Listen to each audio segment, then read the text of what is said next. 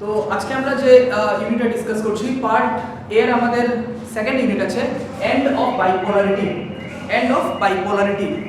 বাইপোলারিটি জিনিসটা প্রথমে আমাদের বুঝতে হবে বাইপোলারিটি মানে কি। বাইপোলারিটি অর্থাৎ ওয়ার্ল্ডটা কোল্ড ওয়ারের পরে আমরা আমাদের আগের ক্লাসে যে কোল্ড ওয়ারটার যে ডিসকাশন করেছিলাম, কোল্ড ওয়ারের মধ্যে আমরা দেখেছিলাম যে কোল্ড ওয়ারটা ছিল দুইটা সুপার পাওয়ারের মধ্যে একটা লড়াই। One is headed by USA, another one is headed by USSR.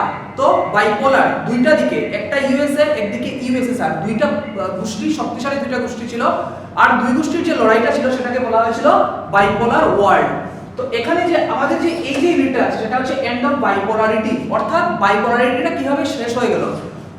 আমরা 1991 এ কোল্ড ওয়ারের পরে কোল্ড ওয়ারের যে ইউনিট আমরা ডিসকাস করেছিলাম সেই ইউনিটে আমরা একদম শেষ পর্যায়ে আমরা একটা জিনিস দেখেছিলাম যে 1991 এর মধ্যে যখন ইউএসএসআর ডিসইন্টিগ্রেশন হয়ে গেল and with the disintegration of USSR ওয়ার্ল্ডটা ইউনিপোলার হয়ে গেল এবং বাইপোলারিটিটা শেষ হয়ে গেল।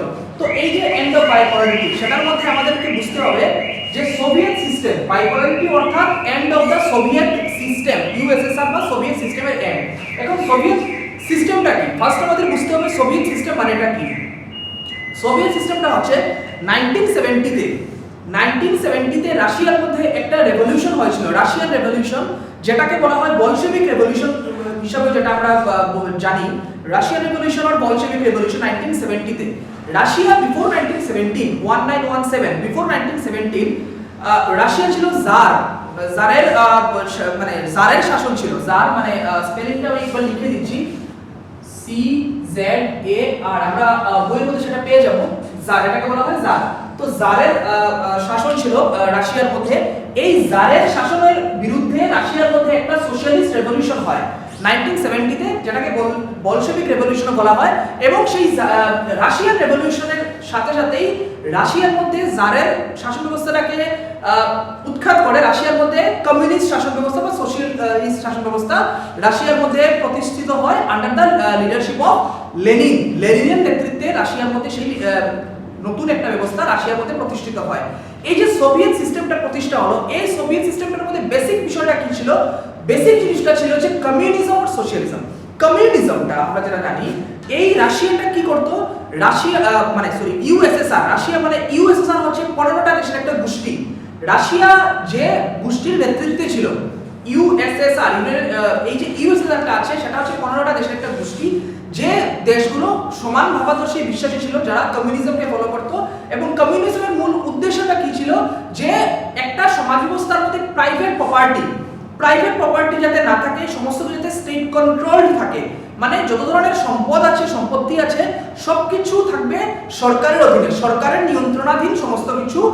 ক্যাপিটালিজম বা পুঁজিবাদের বিরোধিতা করে এই যে বিষয়টা আছে সেটা হচ্ছে আমাদের কমিউনিজমটা। কমিউনিজমটা হচ্ছে ক্যাপিটালিজমের বিরোধী। আমরা জানি আমেরিকা হচ্ছে ক্যাপিটালিজম এর সমর্থক হচ্ছে আমেরিকা। ক্যাপিটালিজমের মানে হচ্ছে যেখানের মধ্যে ধনী এবং গরিব শ্রেণী দুটোই থাকে, যেখানের মধ্যে পুঁজিবাদীদের ইন্টারেস্টকে বেশি প্রাধান্য দেওয়া হয়, সেটা হচ্ছে ক্যাপিটালিজম। কমিউনিজমটা ঠিক উল্টো, কমিউনিজমটা ক্যাপিটালিজমের বিরোধী এবং কমিউনিজমের ফোকাসটা হচ্ছে এই জায়গার মধ্যে যে যত ধরনের ব্যক্তিগত সম্পত্তি বলে কোনো কিছু থাকবে না, সমস্ত কিছু থাকবে সরকারের অধীনে এবং সরকারই সমস্ত কিছু নিয়ন্ত্রণ করবে। এটাই ছিল সোভিয়েত সিস্টেমের বেসিক জিনিসটা।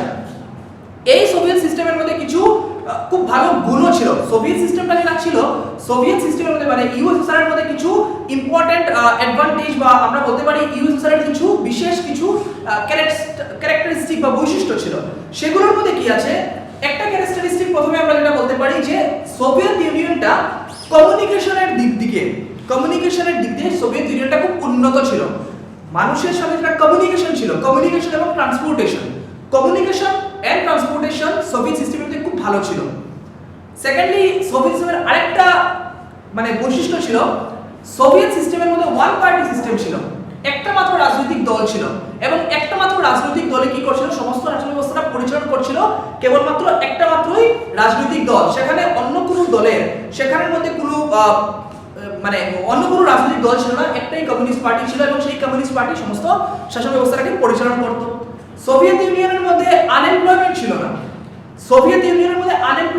মানুষ বেকার ছিল না, মানুষের কাছে কাজ ছিল। তো এই যে বিষয়গুলো সোভিয়েত ইউনিয়নের মধ্যে ট্রান্সপোর্টেশন বলো, সোভিয়েত ইউনিয়নের মধ্যে কমিউনিকেশন বলো, সোভিয়েত ইউনিয়নের মধ্যে যদি আমরা বলি এমপ্লয়মেন্ট, এই সব দিক দিয়ে সোভিয়েত সিস্টেমটা খুব ভালো ছিল এবং যে সিস্টেমের মধ্যে একটা মাত্র রাজনৈতিক দল ছিল, যে রাজনৈতিক দল সমস্ত ব্যবস্থাটাকে পরিচালনা করত। কিন্তু এই ভালো জিনিসগুলো থাকার পরও সোভিয়েত সিস্টেমের মধ্যে কিছু ডিমেরিটসও ছিল। এটার অর্থ এই যে সোভিয়েত সিস্টেম সবকিছুই ভালো ছিল, এই ট্রান্সপোর্টেশন ভালো ছিল, কমিউনিকেশন ভালো ছিল, এমপ্লয়মেন্ট ছিল মানুষের মধ্যে, একটা পলিটিক্যাল পার্টি ব্যবস্থাকে পরিচালনা করত, সবকিছু থাকার পরও সোভিয়েত সিস্টেমে কিছু ডিমেরিটসও ছিল। সেই ডিমেরিটস গুলো কি? সোভিয়েত সিস্টেমের একটা ডিমেরিটস আমরা প্রথমেই বলতে পারি যে সোভিয়েত সিস্টেমটা ছিল অটোক্রেটিক। অটোক্রেটিক মানে কি? আমরা বলতে পারছি না স্বৈরতন্ত্র, স্বৈরাচারী, অর্থাৎ একজন, এই যে একটা রুলিং পলিটিক্যাল পার্টি ছিল, সেই পলিটিক্যাল পার্টি যা বলতো তাই হতো, সেখানে ডেমোক্রেসি ছিল না। ডেমোক্রেসি বলতে আমরা যারা জানি যে সাধারণ মানুষ, প্রত্যেকজন মানুষ যে ব্যবস্থার মধ্যে পার্টিসিপেট করেন, সাধারণ মানুষের তরফ থেকে যে ক্ষমতার উৎস আছে সাধারণ মানুষ, এবং সাধারণ মানুষের মতামতকে যে ব্যবস্থার মধ্যে গুরুত্ব দেওয়া হয়, সেটা ছিল আমাদের ডেমোক্রেসি, বা আমাদের ইন্ডিয়ার মধ্যে আজকের যে ব্যবস্থা আছে সেটা হচ্ছে ডেমোক্রেটিক সিস্টেম। কিন্তু সোভিয়েত ইউনিয়নটা বেসিক্যালি ডেমোক্রেটিক ছিল না, আনডেমোক্রেটিক ছিল, এবং সেটা ছিল অটোক্রেটিক। সেখানে অটোক্রেসি বেসিক্যালি সোভিয়েত ইউনিয়নের মধ্যে চলছিল। তাই এই অটোক্রেটিক সিস্টেমের ফলে কিন্তু মানুষের মধ্যে একটা মানুষ সন্তুষ্ট ছিল না অটোক্রেটিক সিস্টেমের বিরুদ্ধে, মানুষের মনে একটা ক্ষোভের একটা বাতাবরণ ছিল বা ক্ষোভ ছিল মানুষের মধ্যে। সেকেন্ডলি, সোভিয়েত আমাদের যে সেই সময় যে আমাদের যেটা ইউএসএসআর ছিল, সেই ইউএসএসআর এর মধ্যে মানুষের ফ্রিডম অফ স্পিচ ছিল না, অর্থাৎ মানুষের মতামত প্রকাশের যে অধিকারটা, সেই মতামত প্রকাশের অধিকারটা মানুষের মধ্যে ছিল না। মানুষকে নিজের মতামত স্বাধীনভাবে প্রকাশ করার স্বাধীনতা দেওয়া হতো না। অর্থাৎ অটোক্রেটিক সরকার যখন থাকবে, সরকার চাইবে না তার বিরুদ্ধে কেউ কোনো কথা বলুক। তাই সাধারণ মানুষের মনে সরকারের বিরুদ্ধে যদি কোনো একটা ভাবধারা ছিল, মানুষ নিজের ইচ্ছে মতো নিজের কথাকে প্রকাশ করতে পারতো না, সেটা হচ্ছে ফ্রিডম অফ স্পিচ। সেই ফ্রিডম অফ স্পিচটা সোভিয়েত ইউনিয়নের মধ্যে ছিল না। এবং সোভিয়েত ইউনিয়নের মধ্যে আরেকটা বিষয় যেটা সবথেকে বেশি সোভিয়েত ইউনিয়নের মধ্যে একটা বিষয় যেটা খুব প্রবলেম চলছিল, সেটা হচ্ছে সোভিয়েত ইউনিয়ন আফগানিস্তান ইনভেশন করেছিল। নেক্সট যেটা ইস্যুস ছিল সোভিয়েত ইউনিয়নের মধ্যে, মানুষের মধ্যে যে একটা ক্ষোভ ছিল, তার আরেকটা ইস্যুস ছিল যে সোভিয়েত ইউনিয়ন আফগানিস্তান ইনভেশন করেছিল। আফগানিস্তান ইনভেশন করেছিল সোভিয়েত ইউনিয়ন, সেটা ছিল 1979। 1979 এর মধ্যে সোভিয়েত ইউনিয়ন আফগানিস্তান ইনভেশন করেছিল। আফগানিস্তান খুব ছোট একটা দেশ, আমরা জানি আফগানিস্তান খুব ছোট একটা দেশ, কিন্তু সোভিয়েত ইউনিয়ন সেই সময় ওয়ার্ল্ডের মধ্যে সেকেন্ড মোস্ট পাওয়ারফুল ইকোনমি ছিল। After America, USSR was the second most powerful economy of the world. তো এই USSR এত পাওয়ারফুল হওয়ার পরও সে আফগানিস্তানের কোন ইনভেশনটা করলো 1979 এ। 1979 থেকে 1989 10 বছর USSR এর যে আর্মি ছিল সে আফগানিস্তানে লড়াই করলো। এত ছোট একটা দেশ আফগানিস্তান হওয়ার পরও USSR এর পক্ষে আফগানিস্তানকে খুব ইজিলি ডিফিট করা সম্ভবপর হলো না, বা বলতে পারি আমরা যে USSR সেই যুদ্ধের মধ্যে পরাজিত হলো। কেন পরাজিত হলো? কারণ আফগানিস্তানের পেছনে ছিল আমেরিকা। আমেরিকা শেল্টার দিল আফগানিস্তানকে সবকিছু দিয়ে, by military, by economic help, military help, সবকিছু দিয়ে, রিসোর্স দিয়ে, সবকিছু দিয়ে আফগানিস্তানকে হেল্প করলো আমেরিকা। এস এ রেজাল্ট কি হলো? USSR এর পক্ষে আফগানিস্তানকে 10 বছর আফগানিস্তানের সাথে লড়াই করার পরও আফগানিস্তানের পক্ষে USSR এর পক্ষে আফগানিস্তানকে ডিফিট করাটা পসিবল হলো না। এই যে কারণগুলো ছিল, আজকে USSR যখন সোভিয়েত সিস্টেমটা ছিল, সোভিয়েত সিস্টেমে কি সোভিয়েত সিস্টেমটা এত বেশি রিচ ছিল, অর্থাৎ ন্যাচারাল রিসোর্সের মধ্যে সোভিয়েত সিস্টেমটা এত ভালো, এত বেশি ন্যাচারাল রিসোর্সের দিক দিয়ে সোভিয়েত ইউনিয়ন রিচ ছিল যে সোভিয়েত ইউনিয়নের পক্ষে ক্ষমতা ছিল যে সুচ থেকে শুরু করে এনিথিং তৈরি করার ক্ষমতাটা সোভিয়েত ইউনিয়নের কাছে ছিল। একটা সুচ থেকে শুরু করে এনিথিং নিউক্লিয়ার ওয়েপন পর্যন্ত তৈরি করার, বানানোর যে ক্ষমতাটা চাই, সেই ক্ষমতাটা USSR এর ছিল। কিন্তু এত পাওয়ারফুল হওয়ার পরও সে আফগানিস্তানের মধ্যে যে সোভিয়েত ইউনিয়নের যে হারটা হলো, এজ এ রেজাল্ট কি হলো? পুরো বিশ্বের মধ্যে সোভিয়েত ইউনিয়নের যে ইমেজটা আছে সেই ইমেজটা নষ্ট হয়ে গেল। এবং বিশেষ করে রাশিয়ান যে আর্মিটা আছে, সেই রাশিয়ান আর্মির যেটা ইমেজ ওয়ার্ল্ডের মধ্যে কি হলো? নষ্ট হয়ে গেল। তো এই যে কারণগুলো, এই কারণগুলোর জন্য কি হলো? USSR এর মধ্যে সেই সময় একটা সাধারণ মানুষের মধ্যে একটা খুব চরম আকার ধারণ করলো। আমি আবার রিপিট করছি, যে খুব যে ছিল, একটা ছিল ওয়ান পার্টি সিস্টেম সোভিয়েত ইউনিয়নের মধ্যে ছিল, অটোক্রেসি ছিল সোভিয়েত ইউনিয়নের মধ্যে, ওয়ান পার্টি সিস্টেমের ডমিনেশনের ফলে সাধারণ মানুষের মধ্যে মানে ডেমোক্রেটিক সেন্স নেই অটোক্রেটিক সেন্সটা এত বেশি প্রিভিল হলো যে একটা after a certain point of time সাধারণ মানুষের মনে একটা ক্ষোভের তৈরি হলো। সেকেন্ডলি আমরা আগে একটা ডিসকাশন করেছিলাম যে মানুষের ফ্রিডম অফ এক্সপ্রেশন নেই, মানুষের নিজের মতামত প্রকাশ করার কোনো অধিকার সোভিয়েত ইউনিয়নের মধ্যে সেই আকারে ছিল না। এন্ড থার্ডলি যে আফগানিস্তান ইনভেশন করেছিল Soviet union, age a result economically Soviet union প্রচন্ড পরিমাণে ক্ষতিগ্রস্ত হয়ে গেল। তো এটা স্বাভাবিক ব্যাপার আছে, 10 বছর সময়কাল যদি একটা দেশ যুদ্ধের মধ্যে লিপ্ত থাকে তাহলে তার ইকোনমিক্যালি সে ডাউন হবেই। এবং এত বেশি ইকোনমিক্যালি সোভিয়েত ইউনিয়ন ডাউন হলো, এত নিচু মানে নিম্ন স্তরে চলে এলো যে একটা সময় আমি একটু আগে বলেছি যে সোভিয়েত ইউনিয়ন ক্যাপাসিটি ছিল যে সুচ থেকে শুরু করে নিউক্লিয়ার ওয়েপন বানানোর ক্ষমতা যে দেশের ছিল, সেই দেশ অন্য দেশ থেকে জিনিস ইম্পোর্ট করা শুরু করলো। অর্থাৎ নিজের দেশের মধ্যে যে অভাবের যে চিত্রটা বা ইকোনমিক্যালি রিসেশনটা এত বেশি হলো তার নিজের দেশের মধ্যে যে সোভিয়েত ইউনিয়ন অন্য দেশের উপরে অনেকখানি ডিপেন্ডেন্ট হয়ে গেল। এই কারণগুলোর জন্য সাধারণ মানুষের মনের মধ্যে একটা ক্ষোভের জন্ম হলো। বিশেষত ইকোনমিক্যালি সোভিয়েত ইউনিয়ন যখন দিন দিন যখন মানে দুর্বল হয়ে পড়লো, তো সোভিয়েত ইউনিয়নের সাধারণ মানুষরা ছিলেন, সেই সাধারণ মানুষের মনে একটা খুব দুঃখ জন্ম দিল এবং এই ক্ষোভের ফলে একটা সামাজিক অস্থিরতা সেই সোভিয়েত ইউনিয়নের মধ্যে তৈরি হলো। নেক্সট পার্টের মধ্যে যে আমরা ডিসকাশনটা করব সেটা হচ্ছে গর্বাচেভ, মিখাইল গর্বাচেভ। 1985 এর মধ্যে মিখাইল গর্বাচেভ হলেন কমিউনিস্ট পার্টির জেনারেল সেক্রেটারি। গর্বাচেভ সেই সময় আমাদের যেটা মানে ইউএসএসআর সোভিয়েত ইউনিয়নের যিনি ছিলেন যেটা কমিউনিস্ট পার্টি, সেই কমিউনিস্ট পার্টির জেনারেল সেক্রেটারি ছিলেন মিখাইল গর্বাচেভ। মিখাইল গর্বাচেভ কিছু রিফর্মস পলিসি আনলেন। যেহেতু সোভিয়েত ইউনিয়নের মধ্যে এত বেশি মানে মানুষের মধ্যে একটা খুব দুঃখ ছিল ইকোনমিক্যালি, বিশেষ করে মানুষের ডাউনওয়ার্ড যখন ছিল, তো যার কারণে গর্বাচেভ কি করলেন, গর্বাচেভ কিছু রিফর্মস পলিসি আনলেন। অর্থাৎ যে রিফর্মস পলিসিগুলোর মূল উদ্দেশ্যটাই ছিল যে কিভাবে ইকোনমিটাকে চাঙ্গা করা যায় এবং দেশের অবস্থাটাকে কিভাবে মানুষের ক্ষোভটাকে কিভাবে মানে প্রশমন করা যায়। তো গর্বাচেভের যে দুটো রিফর্মস পলিসি আমরা জানি, মেইনলি গ্লাসনোস্ট এন্ড পেস্টরিকা, এই দুটো রিফর্ম পলিসি গর্বাচেভ ইন্ট্রোডিউস করলেন। যে রিফর্মস পলিসিগুলো একটা উদ্দেশ্য নিয়ে কাজ করছিল যে এজ আর্লি এজ পসিবল, যত তাড়াতাড়ি সম্ভবপর হয় সাধারণ মানুষকে রিলিফ দেওয়া, সাধারণ মানুষের মধ্যে রিলিফটা পৌঁছে দেওয়া।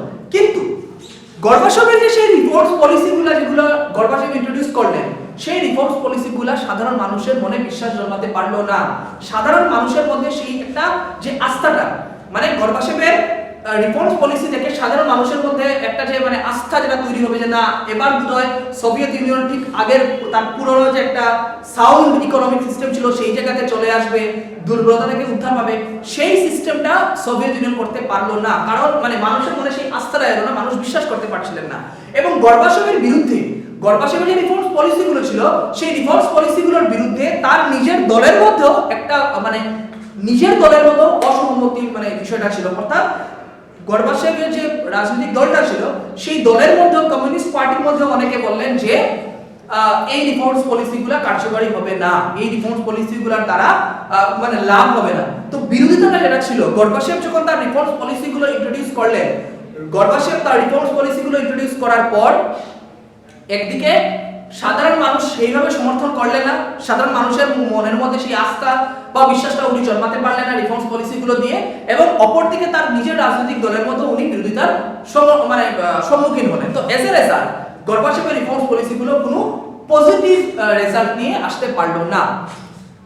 তারপরে গর্বাচেভের বিরুদ্ধে এই যে একটা বাতাবরণ, একটা যে মানে বিরোধিতার যে একটা অবস্থা তৈরি হলো, সেই অবস্থার ফায়দাটা নিয়ে যিনি একদম সামনে এগিয়ে এলেন উনি হচ্ছেন বরিস ইয়েলসিন। বরিস ইয়েলসিন 1991 এর মধ্যে নির্বাচনে জিতলেন এবং উনি সুপ্রিম লিডার হিসেবে উঠে এলেন। বরিস ইয়েলসিন 1991 এর মধ্যে গর্বাচেভের বিরুদ্ধে যে অস্থিরতার বা যে বিরোধের মানে আবহাওয়াটা ছিল, সেই সময় বরিস ইয়েলসিন গর্বাচেভের বিরুদ্ধে নির্বাচনে লড়ে উনি কি করলেন, উনি শাসন ক্ষমতায় এলেন এবং প্রচুর মানে মানুষের একটা বিপুল সমর্থন নিয়ে। কারণ বরিস ইয়েলসিন বলেছিলেন যে উনি উদারবাদের মধ্যে চলবেন, উনি কমিউনিজমটাকে একটু মানে সেটাকে সম্পূর্ণভাবে কমিউনিজমে না থেকে কিভাবে ইকোনমি ডেভেলপমেন্ট করা যায় সেটার জন্য যদি উদারবাদী হতে হয় সেই কিছু করেও, অর্থাৎ মানুষ দেখলেন যে তাদের ইকোনমিক ডেভেলপমেন্টের জন্য বরিস ইয়েলসিনের নির্বাচনে জেতাটা জরুরি আছে এবং মানুষ বরিস ইয়েলসিনের পক্ষে সম্মতি প্রদান করলেন এবং বরিস ইয়েলসিনের নেতৃত্বে সরকারটা হলো। ঠিক তার পরবর্তী সময় 1991 এর মধ্যে বরিস ইয়েলসিন শাসন ক্ষমতায় আসার পর ইউএসএসআর এর মধ্যে আমি আগেই বলেছি ইউএসএসআর একটা গ্রুপ ছিল। এই গ্রুপের তিনটা প্রধান কান্ট্রি ছিল, Russia, Belarus, Ukraine. Russia, Belarus, Ukraine তিনটা কান্ট্রি কি করলো, তিনটা কান্ট্রি এই যে ইউএসএসআর যে গ্রুপটা ছিল সেটা থেকে অ্যাবান্ডন করে দিল, অর্থাৎ গ্রুপটা ভেঙে গেল। 15টা কান্ট্রি যে ইউএসএসআর এর যে গ্রুপটা ছিল সেই গ্রুপটা এই 1991 এর মধ্যে কি ভেঙে গেল। কেন ভেঙে গেল? ইউক্রেন, বেলারুস এবং রাশিয়া যে তিনটা প্রধান কান্ট্রি ছিল এই গ্রুপের, তিনটা কান্ট্রি নিজস্ব মানে নিজ ভাবে গ্রুপের মধ্যে না থেকে নিজস্ব পদ্ধতি অনুসরণ করে তারা আলাদা হয়ে গেল এবং 1991 এর মধ্যে গিয়ে ইউএসএসআর ডিসইন্টিগ্রেট হয়ে গেল। এইখান থেকে শুরু হলো দিস ইজ এন্ড অফ বাইপোলারিটি। এই যে 1991 এর মধ্যে ইউএসএসআর এর মধ্যে যে ভাঙ্গনটা হলো, আগে যে গ্রুপটা শক্তিশালী ছিল সেই গ্রুপের মধ্যে যখন ভাঙ্গনটা হলো এবং যারা প্রধান কান্ট্রি যেগুলো মানে টপ কান্ট্রিজ যেগুলো পাওয়ারফুল কান্ট্রিজ সেই গ্রুপের ছিল, সেই টপ 3 কান্ট্রিজ যখন নিজেদের মানে নিজেরা এই গ্রুপ থেকে নিজেদেরকে আলাদা করে সরিয়ে নিয়ে তারা ভাবলো যে না আমরা নিজের দেশের মধ্যে স্বস্বভাবে আমরা আপনার ইকোনমিক পলিসি মানে নিজের দেশের মানুষের সাথে আমরা নিজস্ব পলিসি নিয়ে আমরা কাজ করব, সেই সময় গিয়েই এটা হচ্ছে এন্ড অফ বাইপোলারিটি। এই যে বাইপোলারিটিটা ছিল আপ টু 1991, একদিকে ইউএসএসআর ছিল একদিকে ইউএসএ ছিল।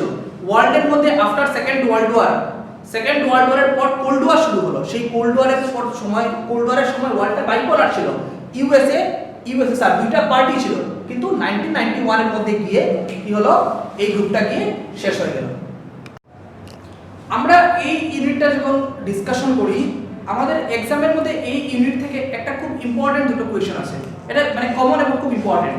সেটা হচ্ছে causes of disintegration. What are the causes of disintegration? আমি একটু আগে ডিসকাস করেছি ডিসইন্টিগ্রেশনের কজেসগুলো, বাট আমি আবার রিপিট করে সেগুলোকে পয়েন্ট ওয়াইজ করে ডিসইন্টিগ্রেশনের কজেসগুলো কি এক্সামের মধ্যে এই কোয়েশ্চেনটা জেনারেলি আসে যে what are the causes of disintegration.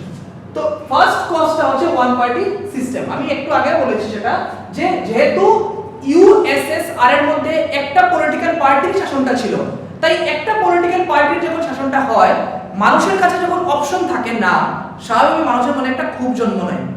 যদি দুইটা পলিটিক্যাল পার্টি হয় ধরো, তখন আমরা কি করতে পারি, দুটো পলিটিক্যাল পার্টি থাকলে মানুষ একটা পলিটিক্যাল পার্টিকে যদি পছন্দ না হয় মানুষ আরেকটা পলিটিক্যাল পার্টিকে সে ভোট দিতে পারে। কিন্তু যদি একটাই পলিটিক্যাল পার্টি থাকে তাহলে তার কাছে আর কোনো অপশন নেই, তো স্বাভাবিকভাবে মানুষের মনে একটা ক্ষোভের জন্ম হয়। তো এই যে ওয়ান পার্টি সিস্টেম ইউএসএসআর এর মধ্যে ছিল সেটা হচ্ছে প্রাইম কজ, যে ইউএসএসআর এর ডিসইন্টিগ্রেশনের প্রাইম কজ বা মেজর কজ হচ্ছে সেটা হচ্ছে ওয়ান পার্টি সিস্টেম। সেকেন্ড আছে bureaucratic and authoritarian system. Bureaucratic and authoritarian system USSR আটটা হয়ে পড়েছিল ব্যুরোক্রেটিক মানে ব্যুরোক্রেটসরা কারা? যারা সরকারি আমলারা, সরকারি আধিকারিকরা যারা আছেন, অর্থাৎ সরকারি আধিকারিকরা যেটা মানে ওদের একটা রাজত্ব ইউএসএসআর এর মধ্যে চলছিল। সাধারণ মানুষের মনে একটা ক্ষোভ ছিল যে সাধারণ মানুষের মতামতগুলোকে বিশেষ গুরুত্ব দেওয়া হতো না।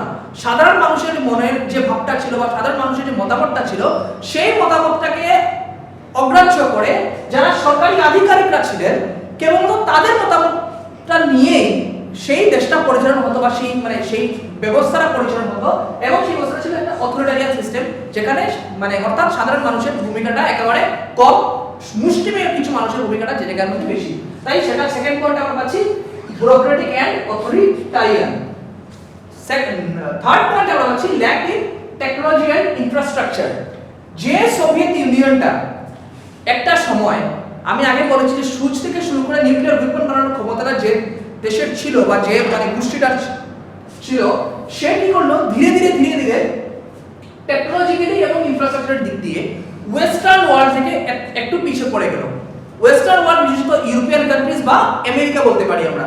তো আমেরিকা এন্ড ইউরোপিয়ান কান্ট্রিজরা টেকনোলজিক্যালি এবং ইনফ্রাস্ট্রাকচারের দিকে যে পরিমাণ উন্নত হলো সেই ব্যাপারে যদি আমরা ইউএসএসআর এর কম্পারিজনটা করি তাহলে আমরা দেখতে পারবো যে ইউএসএসআর টেকনোলজিক্যালি এবং তার ইনফ্রাস্ট্রাকচার, এই দুটো জায়গার মধ্যে সে ওয়েস্টার্ন কান্ট্রিজ থেকে অনেকটা পেছনে পড়ে রইল।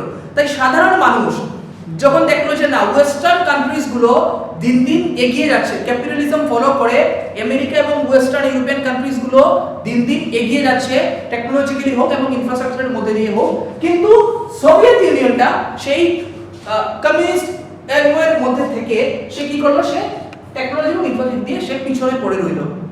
এজ এ রেজাল্ট সাধারণ মানুষের মধ্যে আবার একটা খুবের তৈরি হলো। এন্ড লাস্ট পয়েন্ট আমরা আছি failed in fulfilling aspirations of citizens. Failed in fulfilling aspirations of citizen, সাধারণ মানুষের যে চাহিদারা ছিল, সাধারণ মানুষের আশা ছিল, আকাঙ্ক্ষা ছিল, সেই আশা আকাঙ্ক্ষাগুলো পূরণের ক্ষেত্রে যখন সরকার ব্যর্থ হলো, ইউএসআরের সেই সময় সরকার যখন ব্যর্থ হলো, স্বাভাবিকভাবে সাধারণ মানুষের মনে সরকারের বিরুদ্ধে, ব্যবস্থার বিরুদ্ধে একটা ক্ষোভের জন্ম হলো। এই যে চারটা পয়েন্ট আমি আবার রিপিট করে বলছি। ফার্স্ট পয়েন্ট হচ্ছে ওয়ান পার্টি সিস্টেম, একটা দলের শাসন ব্যবস্থাটা যেটা ছিল একটা কারণ। সেকেন্ড পয়েন্টে আমরা পাচ্ছি ব্যুরোক্রেটিক এন্ড অথরিটারিয়ান। সোভিয়েত সিস্টেমটা ছিল ব্যুরোক্রেটিক সিস্টেম, যেখানে কেবলমাত্র কিছু আধিকারিকরাই ব্যবস্থাটাকে পরিচালনা করতেন, সাধারণ মানুষের মতামতের যেখানে কোনো গুরুত্ব ছিল না, and that is why bureaucratic and authoritarian system, যেটা ছিল আরেকটা কারণ। থার্ড পয়েন্টে আমরা পাচ্ছি lack in technology and infrastructure. Western countries গুলো, আমেরিকান ইউরোপিয়ান কান্ট্রিজ গুলো, ওয়েস্টার্ন কান্ট্রিজ গুলো ক্যাপিটালিস্টিক ইকোনমি ফলো করে সেই কান্ট্রিগুলো কি করলো, ডেভেলপ হয়ে গেল। ডেভেলপমেন্ট সেই কান্ট্রিগুলোর হলো, কিন্তু ইউএসএসআর কি করলো, দিন দিন টেকনোলজিক্যালি এবং ইনফ্রাস্ট্রাকচার দিক দিয়ে পিছনে পড়ে রইল। স্বাভাবিক ডিসইন্টিগ্রেশন এটা একটা কারণ। And last comes failed in fulfilling aspirations of citizens. সাধারণ মানুষের মনে যে চাহিদাগুলো ছিল, সেই চাহিদাগুলো পূরণের ক্ষেত্রে এই সরকার ব্যর্থ হলো।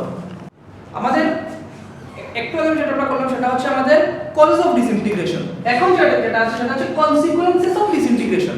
অর্থাৎ বাইপোলারিটি যে শেষ হলো বা ইউএসএসআর এর যে ডিসইন্টিগ্রেশন হলো, সেই ডিসইন্টিগ্রেশনের ফলে রেজাল্টটা কি এলো বা কনসিকুয়েন্সেস গুলো কি এলো। ফার্স্ট কনসিকুয়েন্স যেটা আছে সেটা হচ্ছে এন্ড অফ কোল্ড ওয়ার, অর্থাৎ কোল্ড ওয়ারের পরিসমাপ্তি। বাইপোলারিটি বাইপোলারিটি যখন ছিল তখনটা ওয়ার্ল্ডের মধ্যে একটা কোল্ড ওয়ার ছিল, আমরা জানি। সেকেন্ড ওয়ার্ল্ড ওয়ারটা শেষ হওয়ার পর থেকে এই পৃথিবীর মধ্যে একটা কোল্ড ওয়ার শুরু হয়েছিল, যেটা একদিকে ইউএসএসআর ছিল, একদিকে ইউএসএ ছিল। তো এই যে দুটো ব্লকের মধ্যে একটা ব্লক যখন ডিসইন্টিগ্রেট হয়ে গেল, মানে তখন কোল্ড ওয়ারটা শেষ হয়ে গেল। আমেরিকা এন্ড ইউএসএসআর এর মধ্যে যে একটা কোল্ড ওয়ারটা ছিল, সেই কোল্ড ওয়ারটা শেষ হয়ে গেল with the end of the disintegration of the USSR. তো ইউএসএসআর এর ডিসইন্টিগ্রেশনের সবথেকে মোস্ট ইম্পর্টেন্ট যে কনসিকুয়েন্সটা ছিল সেটা হচ্ছে end of cold war. Cold war শেষ হওয়ার ফলে আমাদের ওয়ার্ল্ডটা সেকেন্ড ওয়ার্ল্ড ওয়ারের পরে যখন কোল্ড ওয়ারটা চলছিল, এবং অনেক সময় একটা ভাবনা ছিল অনেকের মনে যে এই কোল্ড ওয়ারটা ইন ফিউচার গিয়ে আরেকটা থার্ড ওয়ার্ল্ড ওয়ারে কনভার্ট হবে। যে কোল্ড ওয়ারটা 1945 থেকে 1991 পর্যন্ত রাশিয়ান গ্রুপ এন্ড আমেরিকান গ্রুপের মধ্যে চলছিল, অনেকের মনে একটা সন্দেহ ছিল যে এই কোল্ড ওয়ারটা যদি বেশি দিন চলতে থাকে তাহলে সেটা একটা সময় হট ওয়ার এবং as a result third world war এই পৃথিবীর মধ্যে হয়ে যাবে। কিন্তু ডিসইন্টিগ্রেশনের ফলে, ইউএসএর ডিসইন্টিগ্রেশনের ফলে সেই কোল্ড ওয়ারটা শেষ হয়ে গেল এবং ওয়ার্ল্ডটা নতুন ধরনের কোনো হট ওয়ার বা থার্ড ওয়ার্ল্ডের হাত থেকে ওয়ার্ল্ড বেঁচে গেল।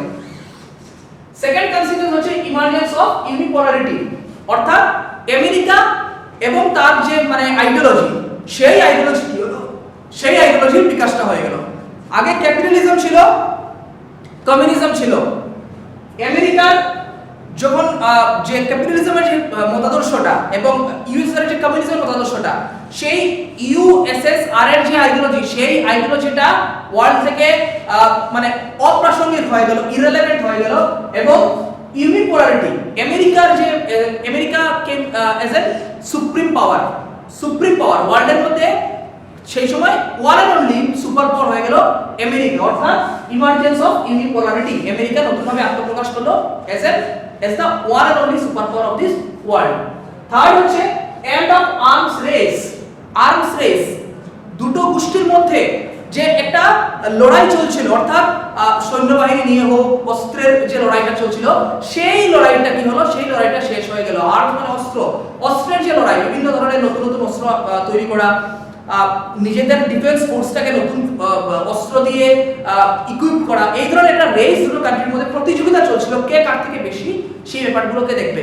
তো এই যে আর্মস রেসটা ছিল ইউএসএসআর এন্ড ইউএসএ, এই দুটো গ্রুপের মধ্যে যে আর্মস রেসটা ছিল সেই আর্মস রেসটা কি হলো, এই ডিসইন্টিগ্রেশনের ফলে, ইউএসএসআর এর ডিসইন্টিগ্রেশনের ফলে সেই আর্মস রেসটা শেষ হয়ে গেল। It is and of arms race. Number 4 আছে superiority of capitalism, ক্যাপিটালিজমের superiority, it's very natural. Communism বা সোশ্যালিজম যখন মানে অপ্রাসঙ্গিক হয়ে পড়লো, তো কোয়াইট ন্যাচারাল যে তার বিরোধী ছিল ক্যাপিটালিজম। তো আমেরিকা ওয়ার্ল্ডের মধ্যে আমরা যে এই যে পড়লাম যে ইমার্জেন্স, সেকেন্ড পয়েন্ট যেটা ছিল ইমার্জেন্স অফ ইউনিপোলারিটি, অর্থাৎ আমেরিকার রাইজ, আমেরিকা সুপার পাওয়ার হিসেবে রাইজ করা। তো আমেরিকা রাইজ করা অর্থাৎ মানে কি ক্যাপিটালিজমেরও রাইজ করা।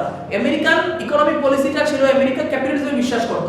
তো আমেরিকা যত বেশি তার প্রভাবটা তৈরি করবে, তার অর্থ হচ্ছে আমেরিকান যে পলিসিটা ছিল সেই পলিসিটাও তার প্রভাব তৈরি করবে। সেটা হচ্ছে সুপিরিয়রিটি অফ ক্যাপিটালিজম। অন্যান্য যে প্রিন্সিপল গুলো ছিল তার থেকে ক্যাপিটালিজম কি করলো, তার প্রভাবটা দিন দিন বেড়েই চললো। And lastly comes emergence of many new states, অনেক দেশের নতুন রাষ্ট্রের নির্মাণ হলো, তৈরিকরণ হলো, অনেক নতুন নতুন রাষ্ট্র। সোভিয়েত ইউনিয়নটা ডিসইন্টিগ্রেশন হওয়ার ফলে সেই মানে আগে যারা সেই ব্লকের মধ্যে ছিল, ইউএসএসআর ব্লকের মধ্যে যারা ছিল, সেই ব্লক থেকে অনেক নতুন নতুন নতুন নতুন দেশের তৈরি হলো, যারা স্বাধীনভাবে নতুন দেশ হিসেবে আত্মপ্রকাশ করলো। তো সেটা হচ্ছে emergence of many new states. এটা হচ্ছে আমাদের পাঁচটা consequence. I repeat again, end of cold war, ডিসইন্টিগ্রেশনের ফলে, ইউএসএর ডিসইন্টিগ্রেশনের ফলে কোল্ড ওয়ার শেষ হয়ে গেল। সেকেন্ডলি ইমার্জেন্স অফ ইউনিপোলারিটি, ওয়ার্ল্ডের মধ্যে আমেরিকা কেবলমাত্র একটা সুপার পাওয়ার হিসেবে আমেরিকার আত্মপ্রকাশ ঘটলো, আর কোনো পাওয়ার সুপার পাওয়ার সেই সময় ছিল না। আমেরিকা একমাত্র ইকোনমিক পাওয়ার হিসেবে বা ইকোনমি হোক, মিলিটারি লেভেলে হোক, সব দিক থেকে পাওয়ারফুল একমাত্র আমেরিকাই চলে এলো। সেটা হচ্ছে emergence of unipolarity. Thirdly comes end of arms race, দুটো গোষ্ঠীর মধ্যে, রাশিয়ান গোষ্ঠী আর আমেরিকান গোষ্ঠীর মধ্যে যে আর্মসের যে একটা রেস প্রতিযোগিতা চলছিল, সেই প্রতিযোগিতা শেষ হয়ে গেল। This and of arms race. Number 4 আসছে সুপিরিয়রিটি অফ ক্যাপিটালিজম। অন্যান্য যে অর্থনৈতিক যে ভাবাদর্শ ছিল বা মতবাদ ছিল, সেই মতবাদ থেকে কমিউনিজম বা সোশ্যালিজম মতবাদ থেকে কি হলো, ক্যাপিটালিজমের মতবাদটা বেশি প্রভাবী হয়ে গেল।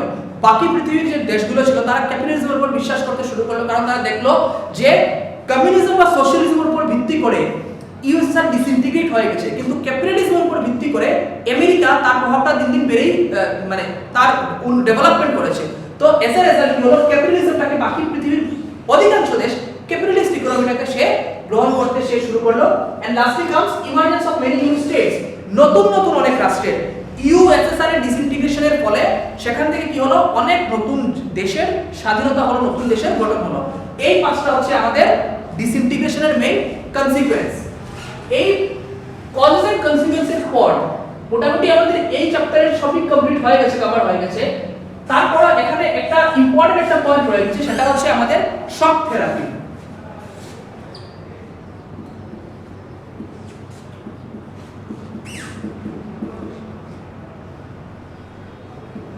এটা হচ্ছে শক থেরাপি। শক থেরাপি মানে কি, আমরা এই ইউনিটে যখন ডিসকাস করব একটা ইম্পর্টেন্ট কোশ্চেন হচ্ছে what is shock therapy. Shock therapy অর্থাৎ ওয়ার্ল্ডটা ডিসইন্টিগ্রেট হওয়ার পর, ইউএসএর ডিসইন্টিগ্রেশন হওয়ার পর কমিউনিজম থেকে ক্যাপিটালিজমে একটা শিফট হলো। অর্থাৎ আগে যারা কমিউনিজমে বিলিভ করত, অনেক দেশ ছিল যারা কমিউনিস্ট ইকোনমি বা সোশ্যালিস্ট ইকোনমিতে যে দেশগুলো বিলিভ করত বা সেই ইকোনমিক পলিসির মধ্যে তারা কাজ করছিল, সেই কান্ট্রিগুলো কমিউনিজম থেকে শিফট করে নতুনভাবে ক্যাপিটালিজমকে আঁকড়ে ধরলো। আগে আমি কমিউনিজমকে ফলো করতাম, এখন ডিসইন্টিগ্রেশনের পর আমি দেখলাম যে কমিউনিস্ট ইকোনমি দিয়ে আমার দেশে ডেভেলপমেন্ট হচ্ছে না, তখন আমি কি করলাম, আমি ক্যাপিটালিস্ট ইকোনমিকে গ্রহণ করলাম। এই যে কমিউনিজম থেকে যে ক্যাপিটালিজম যে শিফট করাটা, সেই জায়গাটাই ব্যাপারটাই হচ্ছে শক থেরাপি। আমাদের শক থেরাপি বলতে আমি আবার রিপিট করে বলছি, শক থেরাপি মানে জিনিসটা কি, কমিউনিস্ট ইকোনমি ছিল আগে ওয়ার্ল্ডের মধ্যে, অনেক দেশের মধ্যে কমিউনিস্ট ইকোনমি ছিল। সেই দেশগুলো কি করলো, কমিউনিস্ট ইকোনমি যখন দেখলো সাকসেসফুল হচ্ছে না, তাদের দেশে ডেভেলপমেন্ট হচ্ছে না, তখন ওরা কমিউনিজম থেকে শিফট করে ক্যাপিটালিজমে গেল। কারণ ওদের সামনে একটা এক্সাম্পল ছিল যে আমেরিকা ক্যাপিটালিজমের উপর ভিত্তি করে আমেরিকা তার ডেভেলপমেন্ট করছে। তো এজ এ রেজাল্ট মানুষের ক্যাপিটালিজমের প্রতি একটা মানে চাহিদাটা বাড়লো যে না, আমরা আমাদের দেশে যদি ক্যাপিটালিস্টিক ইকোনমি হয় তাহলে বোধহয় আমাদেরও ডেভেলপমেন্ট হবে। এই যে কমিউনিজম থেকে ক্যাপিটালিজমে শিফট করা, এবং সেই জায়গার মধ্যে world bank, IMF, international monetary fund, এইগুলোর যে একটা ভূমিকা তৈরি হওয়া, world bank, international monetary fund, that is IMF, এই অর্গানাইজেশনগুলোর যে একটা ভূমিকা তৈরি হওয়া, এই প্রসেসটাকে বলা হচ্ছে শক থেরাপি। অর্থাৎ একটা সিস্টেম থেকে আরেকটা ব্যবস্থার মধ্যে যে ট্রানজিশন যে পিরিয়ডটা আছে এই ব্যাপারটাকে বলা হচ্ছে শক থেরাপি। এন্ড লাস্টলি আমাদের এই ইউনিটের মধ্যে যে একটা ডিসকাশন ব্যাপার হচ্ছে সেটা হচ্ছে Indo Russian relationship, that is India Russia. এই যে ইন্ডিয়া রাশিয়া রিলেশনশিপ, ইন্ডিয়ার সাথে রাশিয়ার এই ডিসইন্টিগ্রেশনের ফলে কি হলো, ডিসইন্টিগ্রেশন আগে কি ছিল, ডিসইন্টিগ্রেশন পর কি হলো, এই ব্যাপারটা বুঝতে হবে আমাদের। দেখো একটা জিনিস বুঝতে হবে, কোল্ড ওয়ারটা যখন ছিল, কোল্ড ওয়ার পিরিয়ডের মধ্যে রাশিয়ান ব্লক এন্ড আমেরিকান ব্লকটা তো ছিল, কিন্তু কোল্ড ওয়ার পিরিয়ডের মধ্যে ইন্ডিয়া কি করছিল, ইন্ডিয়ার কোনো গ্রুপের মধ্যেই ছিল না। ওয়ার্ল্ডের মধ্যে বিভিন্ন দেশ আইদার আমেরিকান ব্লকের সাথে জড়িত ছিল বা অনেক ছিল রাশিয়ান ব্লকের সাথে, কিন্তু ইন্ডিয়া কি করছিল, ইন্ডিয়া নাম নন অ্যালাইনমেন্ট মুভমেন্ট, আমরা কোল্ড ওয়ারের ইউনিটের মধ্যে সেটা ডিসকাস করেছি। ইন্ডিয়া বিলিভ করছিল নন অ্যালাইনমেন্ট মুভমেন্ট, অর্থাৎ নিরপেক্ষ ভূমিকা, দুটো গ্রুপ থেকে একটা সমান দূরত্ব বজায় রাখা, সেটা ছিল ইন্ডিয়ান অবস্থান, নন অ্যালাইনমেন্ট মুভমেন্ট। তো কোল্ড ওয়ার পিরিয়ডের মধ্যে ইন্ডিয়া নন মানে তার নামের যে পলিসিটা বা প্রিন্সিপালটা ফলো করে ইন্ডিয়া চলছিল, কিন্তু তারপরও রাশিয়ার সাথে ইন্ডিয়ার রিলেশনশিপ কোনোদিন খারাপ ছিল না।